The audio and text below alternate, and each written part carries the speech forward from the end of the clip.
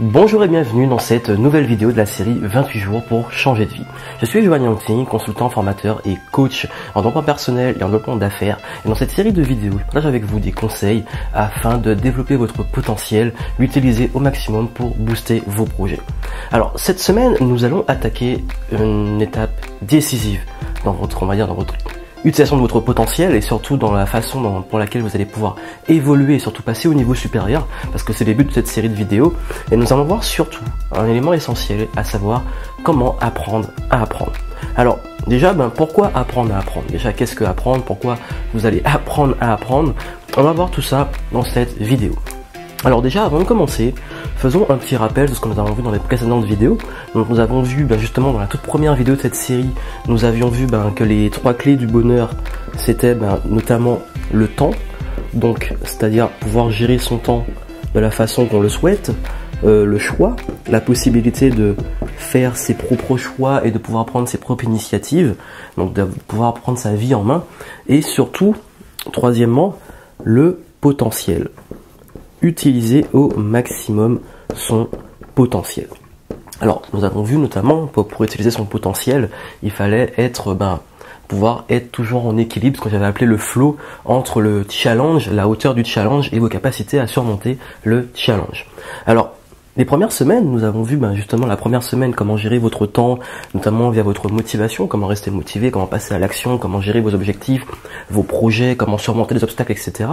La deuxième semaine, nous avons vu comment prendre les bonnes décisions, la bonne attitude, le bon état d'esprit, le mindset, comme je l'avais dit, de gagnant pour pouvoir avancer, surmonter les échecs, persévérer, rester motivé et surtout vraiment sur le fait de pouvoir prendre la responsabilité de votre vie.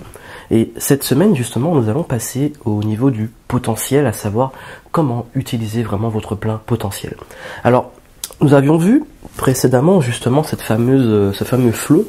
Donc j'avais parlé dans quelques vidéos précédentes, notamment la semaine dernière, c'est-à-dire le flow, c'est l'équilibre entre en dessous le challenge et là vos capacités à surmonter le challenge. Donc j'avais bien expliqué que pour être en état de flow, il fallait toujours que le challenge soit en quelque part à la hauteur de vos capacités. Parce que si le challenge est trop élevé, vous n'avez pas la capacité, vous allez abandonner. Et si vous avez trop de capacité et que le challenge n'est pas assez élevé, vous allez vous ennuyer. Donc, ce qui est important de voir dedans, c'est que ça, on va dire que c'est l'état de flow, comme je l'avais appelé. Le flow, c'est le moment où vous êtes hyper motivé, tellement motivé que parfois vous ne pensez même plus à manger. Je l'avais expliqué dans une autre vidéo, je vous invite à la revoir. Mais surtout, ce qui est important de comprendre dans ça, c'est à quel point votre potentiel n'est pas fixe. Le potentiel, c'est pas quelque chose de fixe. C'est-à-dire que votre potentiel, il va évoluer. Vos capacités, elles vont évoluer avec le temps. Et de même, plus vos capacités vont augmenter, plus vous allez chercher des challenges de plus en plus élevés. Vous allez vraiment chercher toujours à aller vers le haut. Au début, vous allez peut-être commencer là. Vous allez monter au fur et à mesure, monter. Et plus vous allez monter, plus le challenge va être élevé et plus vos capacités pour relever le challenge seront élevées et vice versa. Donc, pour garder cet équilibre, comment faire? Comment augmenter vos capacités pour surmonter le nouveau challenge? Et plus vous allez avoir le nouveau challenge, forcément plus vous allez avoir des résultats à la hauteur de ce challenge, donc des résultats de plus en plus hauts. Donc c'est vraiment l'étape supérieure à laquelle vous allez passer. Pour augmenter vos capacités, il n'y a pas de secret, il faut apprendre. Apprendre de nouvelles compétences, apprendre des savoir-faire et des savoir-être. Des savoirs qui vont vous aider à surmonter les challenges. Alors, il y a une chose à comprendre, c'est que beaucoup de personnes, et c'est vraiment une erreur fondamentale, arrêtent d'apprendre. Les gens arrêtent d'apprendre une fois qu'ils ont fini leurs études ou après leur bac. Ils se disent qu'une fois qu'ils ont un travail et tout, c'est bon, ils n'ont plus à apprendre.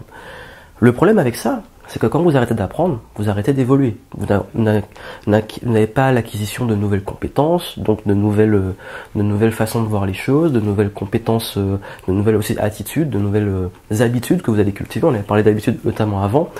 Le problème face à ça, c'est que quand vous n'apprenez plus, vous n'évoluez plus, vous stagnez. Et vous savez très bien que tout ce qui stagne, ça moisit. L'eau qui stagne, elle va commencer à pourrir, à être sale. Des aliments que vous allez laisser pourrir, que vous allez laisser stagner, ils vont pourrir justement, ça va sentir mauvais et tout. Tout ce qui stagne, ça pourrit, ça moisit. Si votre vie stagne, votre situation stagne, votre vie va forcément moisir parce que vous allez vous ennuyer, vous allez vous mettre dans une routine, vous aurez plus dans justement cette opportunité d'utiliser votre potentiel, vous allez vraiment avoir une vie que vous n'allez pas aimer parce que vous allez cesser d'évoluer. Vous allez rester au même stade, vous n'allez pas répondre à votre besoin d'évoluer justement.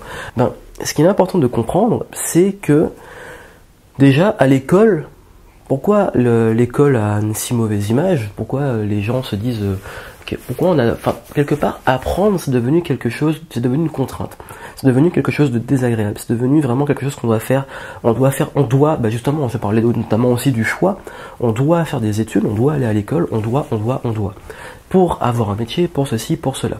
Le problème, c'est que c'est une mauvaise motivation. Nous l'avons vu avant dans les précédentes vidéos, que si vous n'avez pas de sens, vous ne donnez pas de sens à ce que vous faites, la motivation ne va pas suivre. Et le problème, c'est que on a été vraiment formaté à cette image négative de l'apprentissage. Pourtant, cet apprentissage est nécessaire. L'école, certes, c'est ennuyeux, c'est chiant, on peut le dire, mais ça vous donne des bases. Ça vous donne des bases, c'est-à-dire en mathématiques, en français, pour pouvoir parler. Maintenant, même si parler, lire, tout ça, c'est automatique pour vous, vous avez dû l'apprendre à l'école. Pareil, les mathématiques, vous avez dû apprendre les chiffres, les nombres, les soustractions, les divisions, l'addition, etc., dans un ordre logique, pour pouvoir atteindre certaines compétences minimum, les bases. D'ailleurs, j'en parlerai beaucoup des bases dans les prochaines vidéos. Et en fait, ça vous a appris à apprendre quelque part, ça vous a donné des bases, ça vous a appris à apprendre, ça vous a donné aussi des éléments d'analyse pour réfléchir, pour pouvoir réfléchir par vous-même et pour pouvoir être à même à apprendre des choses au niveau supérieur. Parce que apprendre aussi, c'est étape par étape. Quelque chose que vous apprenez, vous allez toujours apprendre les bases, et au fur et à mesure vous allez aller au niveau supérieur.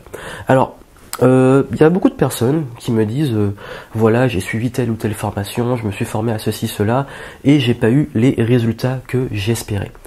Forcément, si par exemple, il y a beaucoup de personnes qui se forment, qui payent des fortunes pour des formations, et le problème c'est qu'elles n'apportent pas, elles font pas les choses de la bonne façon, elles assimilent pas ce qu'elles apprennent, elles n'arrivent pas à mettre en pratique, et forcément elles n'ont pas de résultats. Et cette semaine, justement, dans les prochaines vidéos, nous allons voir comment, justement, transformer ces formations en résultats, transformer ce que vous lisez, les livres, en résultats. En fait, pour vous dire, et je l'avais déjà dit dans des articles qu'il y a quelques semaines et quelques mois de ça, c'est que je consacrais une grande partie de mon temps et de mon budget à toujours me former, à chercher toujours à avoir de nouvelles connaissances, de nouvelles opportunités, parce que c'est de nouvelles opportunités, des nouvelles choses que j'apprends pour évoluer. Donc que ça soit au niveau business, au niveau droit personnel, que ça soit au niveau de différents sujets qui peuvent m'intéresser à un moment ou l'autre de ma vie.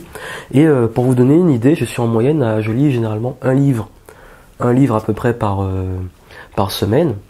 Parfois plus, parfois moins. J'ai notamment investi dans un Kindle pour pouvoir avoir un maximum de livres au format Kindle quand ils sont disponibles, pour pouvoir ne pas accumuler des tonnes de livres parce que sinon on s'en sort plus, et pour pouvoir lire de façon régulière, trimballer ma bibliothèque partout avec moi. Et tout ça, toute cette lecture me permet justement d'évoluer, et je sens les résultats dans mon activité, c'est-à-dire que les moments où j'évolue le plus, c'est les moments où j'apprends le plus, les moments où je lis le plus. Et voilà pourquoi il est important, ça me tenait à cœur de cette semaine partager avec vous des éléments pour vous aider à apprendre plus vite. Donc nous verrons comment, justement, quand vous suivez des formations, que vous lisez des livres, que vous voulez apprendre quelque chose, développer des compétences, que ce soit des savoir-faire ou des savoir-être, voir comment vous allez pouvoir développer tout ça pour le transformer en résultats concrets dans vos projets. Nous allons voir aussi comment mieux mémoriser, comment apprendre plus vite, comment devenir un expert plus rapidement, etc. Tout ça, nous allons le voir dans les prochaines vidéos.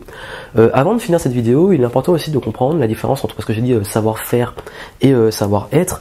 Donc on va quand même, parce que c'est très important aussi dans l'approche que j'ai avec vous, c'est-à-dire que le savoir-être, donc hop,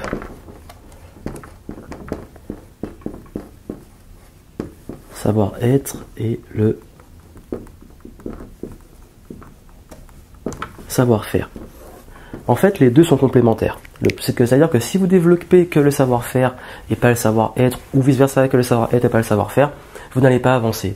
Votre savoir-être, c'est tout ce qu'on nous avons vu les semaines précédentes. C'est-à-dire votre attitude, votre faculté à être motivé, votre créativité, ça va être aussi votre productivité, etc. C'est vraiment productivité, efficacité, attitude, créativité, communication, vraiment, on va dire c'est toutes ce qu'on appelle les soft skills, des compétences douces, c'est-à-dire tout ce qui va constituer votre être et votre comment vous êtes et comment vous agissez, comment vous réagissez aussi aux événements. Donc le savoir-être, c'est vraiment l'action et la réaction, s'il fallait vraiment retenir.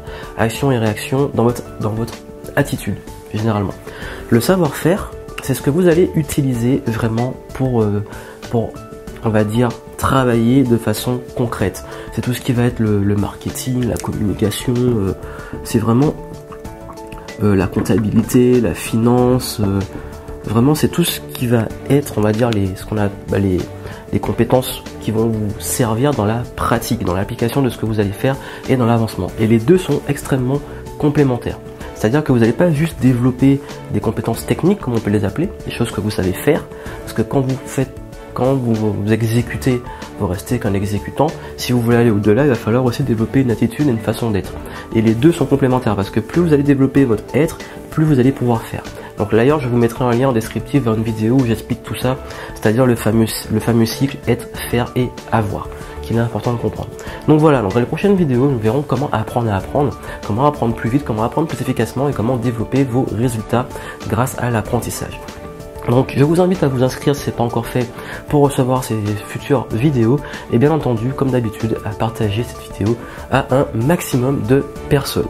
Sur ce, je vous dis à très vite et nous allons attaquer cette semaine vraiment l'apprentissage en détail. À très vite.